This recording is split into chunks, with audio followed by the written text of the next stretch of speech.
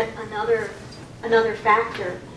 So having to be all things to all people is kind of a tough role, but it's through having to do so much that women have incredible strength and versatility and the capacity to really, rock the world. And after getting sober and writing my book, I realized that there was a lot of work for me to do in the world, and whatever I can do in terms of talking about my own life, my experience, my work that helps chip away at the stigma is what I would like. And the focus of my book is not really on the addiction. The majority of it is about how to create a life that has meaning and purpose after getting sober, because that's what's really challenging and that's what's really interesting. Most people have had similar experiences, even if the drugs are different or different flavors of alcohol. The addiction part is pretty universal in terms of the hell that everyone goes through, and it's the living sober part that is really where the work is. And in the treatment community, sometimes it takes an intervention for someone to want to seek help. Sometimes it comes from within the person, but very often there's a lot of denial. That's one of the biggest obstacles to treatment, and whether it's denial of the person who has alcoholism and addiction, or denial of the family members who really don't want to accept that their loved one has a problem. It truly is a family disease, and not only is the alcoholic affected and becomes ill, but also the family members are deeply affected by the disease and also develop their own types of emotional issues.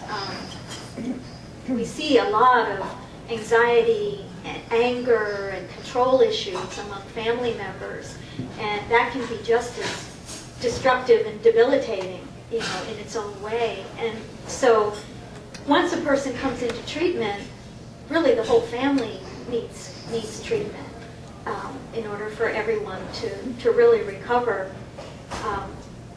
Father Martin Zashley is really the best of the best as far as inpatient treatment centers. If someone gets here, they've really got a chance at starting a new way of life.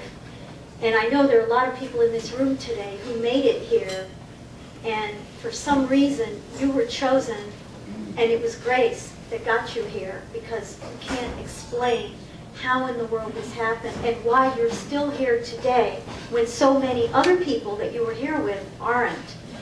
And so we're really the lucky ones. Now, once recovery starts, whether it's through inpatient treatment or intensive outpatient treatment, or just through going to 12-step meetings and individual therapy, it does not move quickly. I know for myself, it has moved really at the speed of a glacier. And, I stand here before you today, pretty well put together, but 20 years ago I was a disaster of epic proportions, and there are actually a couple people here today who knew me then. And it's astounding how profound, how constant, and how deep the change is, and how the change keeps on coming if we continue to keep on working for our own growth. But it is extremely slow. And a lot of people relapse from inpatient treatment within the first week of going home. That's a very common phenomenon, and it's a very, very vulnerable time. And so the continuity of care, building the bridge between inpatient and transitioning back into regular life, is really crucial. Father Martin Zashley does a fantastic job of that, and I'm so happy to see that in so many other treatment centers now. It's a whole continuous process, because the first 30 days or the first few months is really just a drop in the bucket. And one of the things that's so hard for people to accept, especially early in sobriety, is that you are going to experience discomfort. And it's really challenging to give up the idea that you're not going to have discomfort. You know, I think a lot of people, and myself included, when they first get sober, think, if only I was sober, I wouldn't have any more problems. Everything will fall into place. Everything will be okay. Well, it's a beginning, but that's not really the case. There is so much work to do. And, you know, as you go on, you just find more and more and more areas of life that can be worked on. Now, the good news is that if you're doing it in recovery with other people, it can be a lot of fun, and there are times of pain. There is discomfort. We have to accept that and learn how to get through it without picking up a drink or a drug. Oops. Hello? Yeah. Okay, I'm back. Nothing's perfect. So we have to accept the discomfort, and we have to also think about the process of life. You know, if you think about how slowly your hair grows, that gives you an idea of really what the real pace of life really is on a human level. We live in a society that is geared towards everything being instant and everything being disposable. You know, if it's not working, get rid of it. If this husband isn't good, get another one.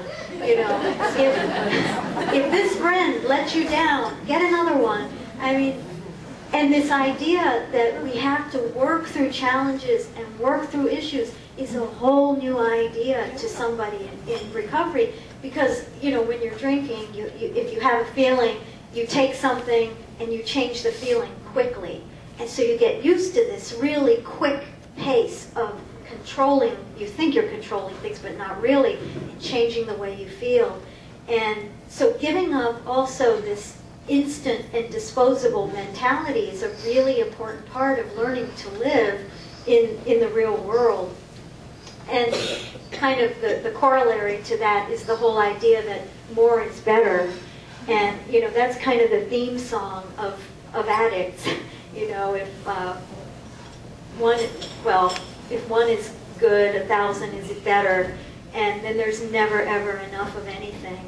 But we do find ways to fill the void that I think addicts and alcoholics feel it, but I think it's part of the human condition to feel kind of an emptiness in some ways, and that we learn through treatment that drugs and alcohol are not the answer to fill that void.